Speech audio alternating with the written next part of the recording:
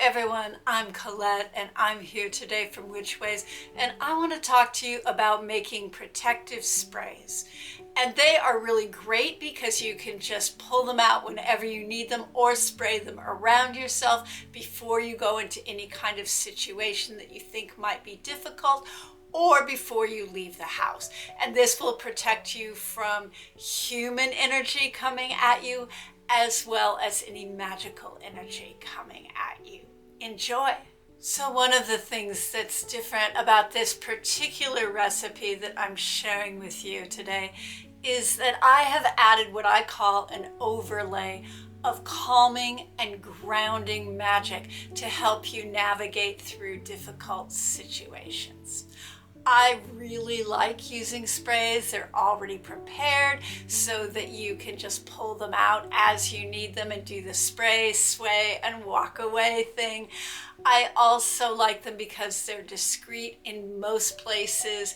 People won't think that they're weird, especially if you add some fragrance to them. They might just think that it's, a little perfume spray that you're putting on yourself, as opposed to, say, smoke, which is really difficult to conceal and often will set off smoke alarms if you're in your office.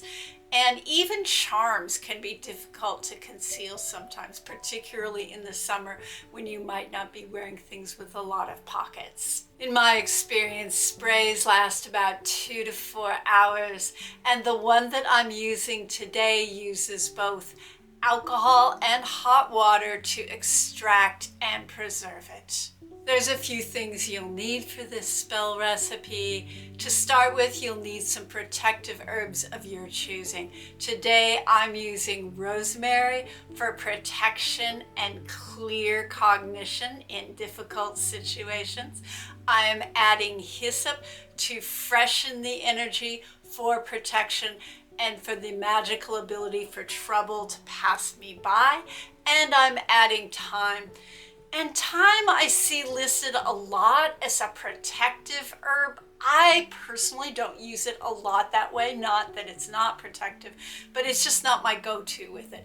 I personally am using it today in this recipe for its ability to take the right action at the right time. If you want to substitute, just substitute any protective herbs. Personally, I would be a little cautious with cinnamon or cloves because spraying them around you might burn your skin. And you'll also need alcohol and boiling water, a very clean jar. I like to use brandy because as the spell ages a bit, it doesn't smell as much like you just took a big gulp of alcohol, but you can use any kind of alcohol that you choose, even rubbing alcohol, just because it's very inexpensive. Today I'm using fresh herbs, but you could certainly use dried herbs. Proportion wise, I would use roughly 1 tablespoon each of dried herbs or 2 tablespoons each of fresh. And I often use way more than that. I might use 3 to 5 times as much herb as I've done in this recipe. However, for a public spray, I didn't want it to smell really herby. I wanted the smell of the herbs to be subtle. Put the herbs in a very clean glass jar that has a tight fitting lid, and then pour about 1.5 cups of boiling water over it and put the jar lid on it. You can shake it if you want a little bit, put some intention into it at that point, and then let it sit for a couple hours until the water has cooled quite a bit. Then add about 1/2 cup of alcohol to help extract more of the properties of the herb and as well as preserve it. Then I let it sit for anywhere from 8 hours to 2 weeks. And a lot of people like to do this from new moon to full moon to get all the moon's power and its ability to extract magic out of the herbs in there as well. And then once it's done and ready, I'll strain it through muslin or through several layers of cheesecloth. And you can totally stop there, but I am going to add an overlay and I'll talk to you about how to do that. So before I jump into what the specific overlay is that I'm putting on this protective spray, I wanted to talk about my definition of an overlay. So to me, an overlay is something that I sometimes add as an outer layer around a main spell working. And it's usually a different kind of magic, but it complements my main working. I don't usually see other people doing this or talking about it, but I'm sure that many people do. They just probably call it something different. And for me, it's like a filter that the main magic passes through on its way out into the world, or like a transparent wash of paint over another painting so that it changes the way that people perceive it. There are lots of ways that you can overlay your magic, but for this particular spell, what I did was I added two distinct elements. And the first one was I took 4 stones of obsidian and I placed it around the jar as it was steeping to encircle and protect it. And I used it to help stabilize, ground, and protect, and just add that filter to the spray for whenever you're encountering a difficult situation. I like obsidian or basalt. A lot of it is around where I live, and to me it's very stabilizing and grounding and represents a fiery situation, slowing down and stabilizing. But you can use any stone that you choose and that you have an affinity with. I tend to prefer dark stones for this particular type of stabilizing filter because I feel they represent better the energy of the deep earth. The second overlay I add is a few drops of essential oil of lavender once the whole thing is strained. And I use this to add a nice scent that reminds you that you have some protection around you. It also tends to smell a little perfumey so that people don't wonder so much what you're spraying on yourself.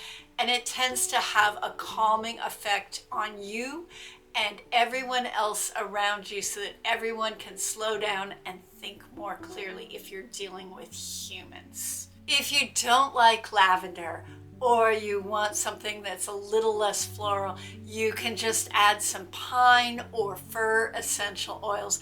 Both of these are strongly protective trees and will give a more deeply rooted sensation to the magic and the filter that it's going through. I usually add about 5 to 10 drops of the essential oil to the strained liquid when it's completely done. You could add more, you could add less. And if it's beating up and you can see the drops of essential oil, I would add a little more alcohol to help that oil disperse. Maybe even a little bit of rubbing alcohol, which is pretty high alcohol percentage. Once you've added everything in, if you haven't already done this, you can charge it with your intention. And you can do this by whispering to it what you want from it. You can do it by shaking it. You can do it by letting energy flow into your hands and into the jar as you're thinking about what you need it to do for you. Or you can write it on a piece of paper and just put that label on the jar, asking that the powers of protection transfer into the jar.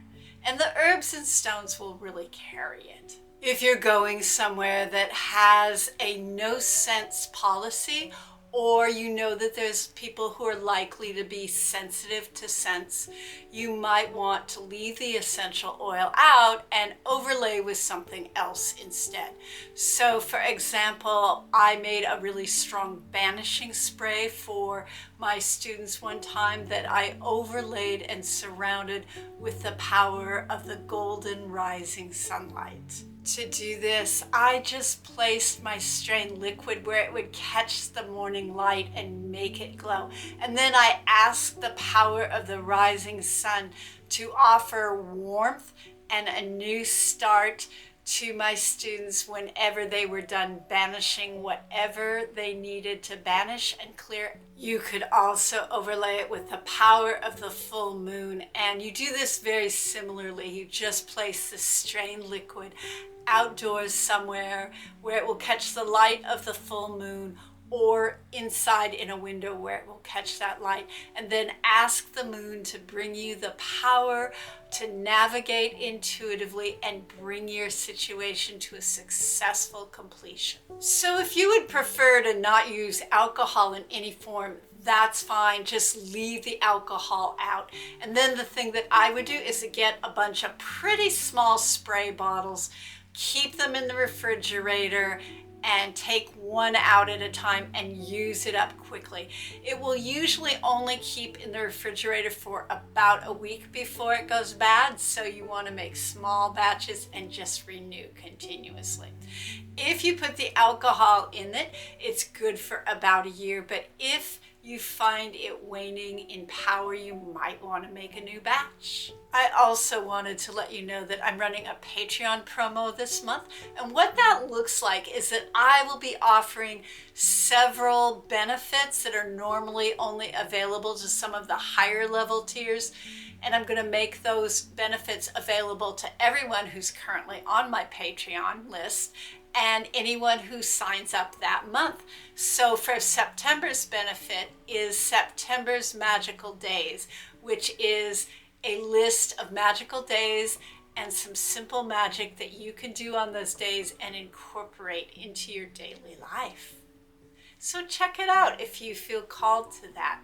It's really great content.